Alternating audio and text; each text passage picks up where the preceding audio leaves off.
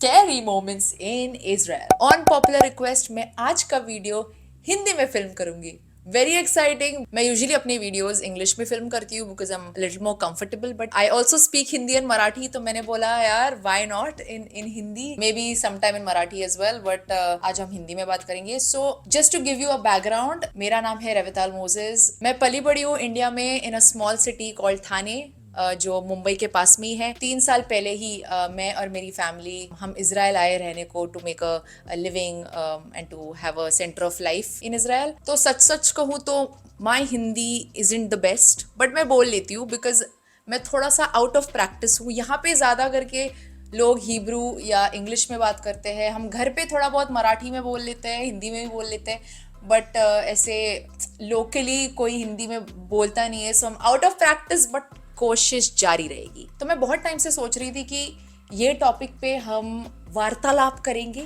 ये आइडिया मुझे last year आया था, बट मैंने बोला 2 ही साल हुआ है, ये साल मुझे 3 साल हुए, तो मैंने बोला व्हाई नॉट स्कैरी मोमेंट्स। क्योंकि जब आप एक नई कंट्री में जाते हो रहने के लिए, you are not a tourist any more, आप लोकली रहने लग जाते हो, उनकी तौर तरीके सीखने लग जाते हो, and there are some things जो एकदम से मतलब समझ नहीं आती एंड कैन बिकम स्कैरी। तो हम आज बात करेंगे स्कैरी मोमेंट्स इन इजराइल। जिसने भी कहा है there are homeless people only in developing countries, I want to break your bubble. तुम किसी भी मेजर सिटीज में रहने जाओ या ट्रैवल करने जाओ, be it New York, Sydney, Toronto, Berlin, Tel Aviv, आप होमलेस लोगों को स्पॉट करोगे। ये शायद तब हुआ था, आई थिंक 1 या 2 साल पहले हुआ था, मुझे इतना याद नहीं है, बट आई क्लियरली रिमेंबर कि हुआ क्या था। तो एक बार I was walking home with a friend, काफी फैंसी से रेस्टोरेंट में गए थे कि हमें तभी बस नया नया सैलरी मिल गया था। तो हमने बोला चलो उड़ाते हैं अच्छे खाने पे।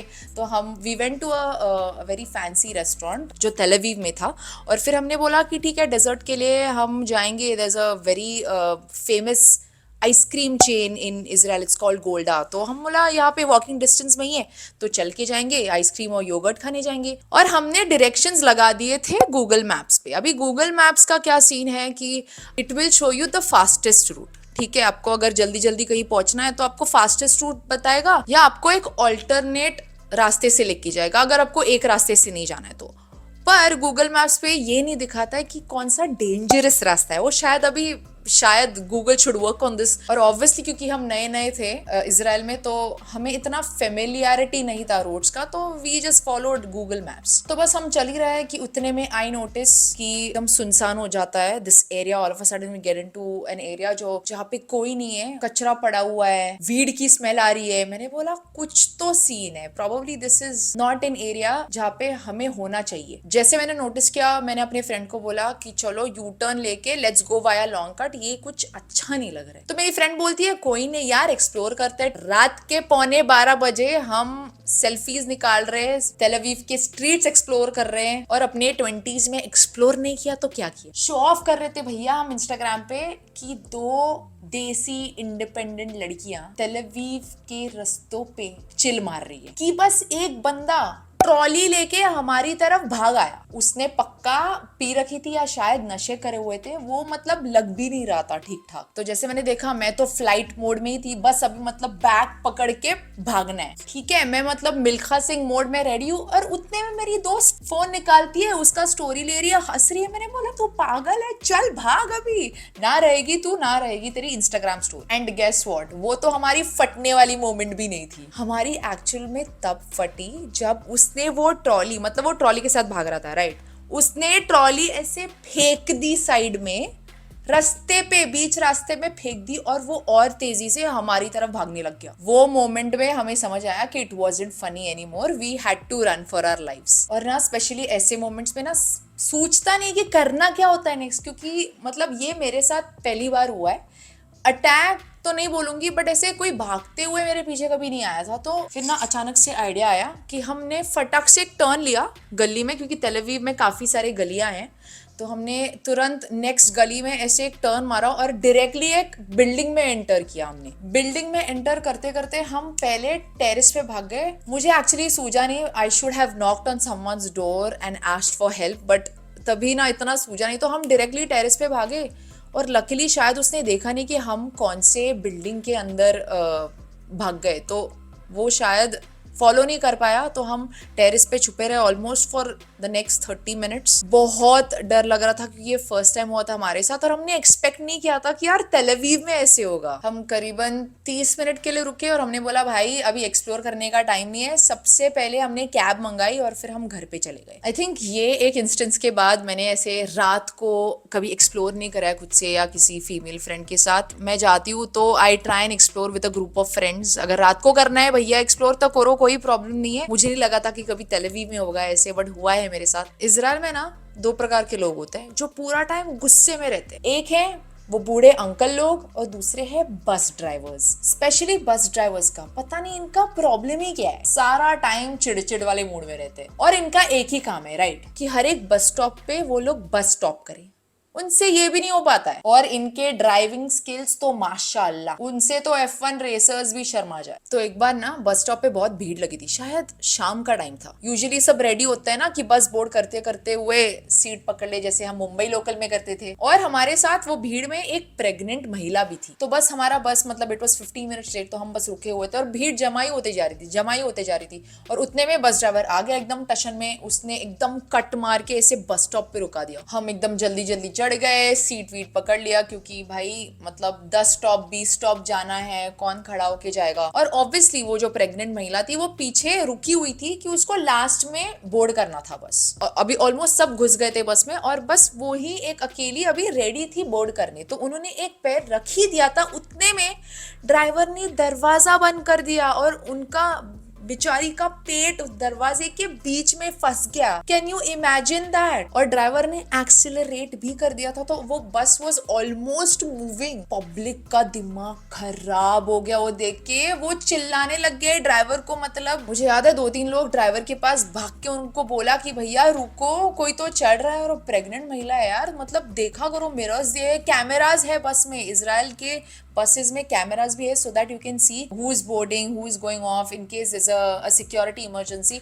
तो कैमरास भी है यार, मतलब ये सब दिया हुआ है तो प्लीज देख के दरवाजा बंद कीजिए एंड देन मूव। लकीली उसने टाइम पे खोला and the lady was very scared because obviously she is a pregnant woman stuck between the doors. It's a very scary scene to see. तो अगर आप कभी इजराइल आते हो और आप पब्लिक ट्रांसपोर्ट में ट्रैवल करते हो, स्पेशली द बसेस, प्लीज ये ध्यान में रखना that you have to be careful when you board a bus. ये जो लास्ट वाला इंस्टेंस है ना, it is very funny but मुझे बहुत ही ज्यादा ट्रॉमा बैठा है ये चीज का। इजराइल में ना कॉकरोचेस का बहुत ज्यादा प्रॉब्लम है, बहुत ही ज्यादा।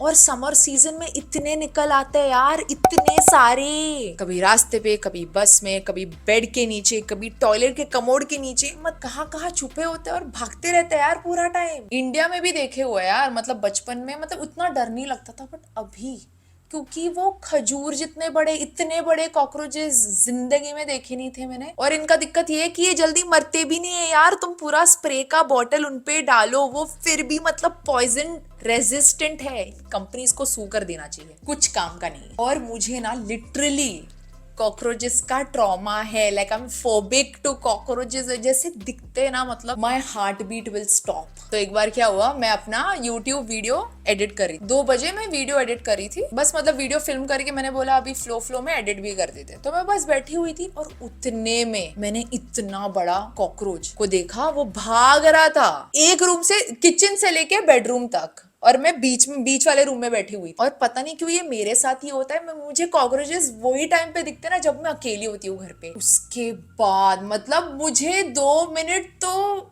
सूझा ही नहीं कि करना क्या है, क्योंकि मेरी इतनी फट गई थी और फिर मैंने रोना शुरू कर दिया था रात के 2 बजे। I didn't even know what to do. और ना it became even more scarier when that cockroach, जब वो ऐसे चल रहा था, वो ऐसे वॉल पे परपेंडिकुलर चलने लग गया। That is not normal. I know cockroaches मतलब ऐसे वॉल पे ऐसे रेंगते हैं, बट मैंने उसको देखा लिटरली ऐसे अब एबनॉर्मली चढ़ते हुए। It was not, it was just very bad. मतलब मैं चिल्ला भी नहीं सकती थी यार रात के 2 बजे और कोई था भी नहीं घर पे। तो मैंने तुरंत पापा को कॉल किया और मैंने बोला पापा बहुत बड़ा कॉकरोच है, मतलब खजूर जितना बड़ा। आज ये घर में इधर the cockroach is going to stay और मी, मतलब ये हम एक घर में नहीं रह पाएंगे। आई हैव टू लीव और the cockroach has to leave.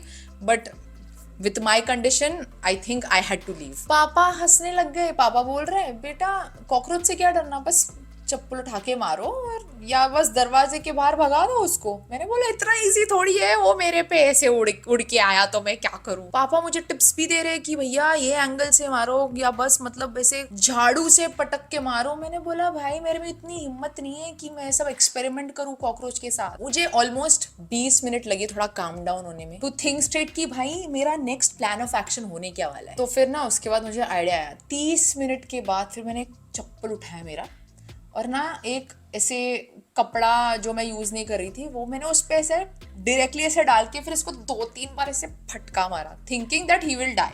ठीक है, 2-3 फटके में उसकी सांस रुक जाएगी, बट नहीं, उसकी सांसें तभी भी चल रही थी। तो फिर मैंने भाई अपना आखिरी ऑप्शन बचा हुआ था, वो जो जो स्प्रे बॉटल था, मैंने पूरा स्प्रे का बॉटल उस पे खाली कर दिया। मैंने बोला भाई मैं नया लेके आऊंगी but this cockroach has to die today. तब जाके उसकी सांस बंद हो। अगले दिन तक मैंने पापा का वेट करा। मैंने बोला भाई मेरे में इतनी हिम्मत ही नहीं है कि मैं उसको उठा के ऐसे पकड़ के फेंक दूं। मैंने बोला भाई मुझसे नहीं हो पाएगा। तो ये थे मेरे scary moments, very embarrassing, but मुझे शेयर करना था क्योंकि स्पेशली जब आप एक नए देश में जाते हो, एवरीथिंग इज वेरी न्यू, आप ऐसे अलर्ट नहीं होते हो कभी कभी, and all of a sudden you have these moments and then you have these experiences जो मुझे शेयर करनी थी आपके साथ बहुत टाइम से, बट कभी हिम्मत नहीं हुई क्योंकि मुझे लगा ये बहुत फनी है, लोग हंसेंगे मेरे पे। हिम्मत करके मैंने ये वीडियो डाली हुई है आज, और ये आज मेरी फर्स्ट वीडियो है जो मैंने हिंदी में फिल्म करी है। मैं काफ़ी खुश हूँ, मुझे बहुत टाइम से करना था। मेरे फॉलोअर्स ने, काफ़ी सारे फॉलोअर्स ने मेरे कमेंट सेक्शन में जाके बोला हुआ था कि मैम प्लीज़ आप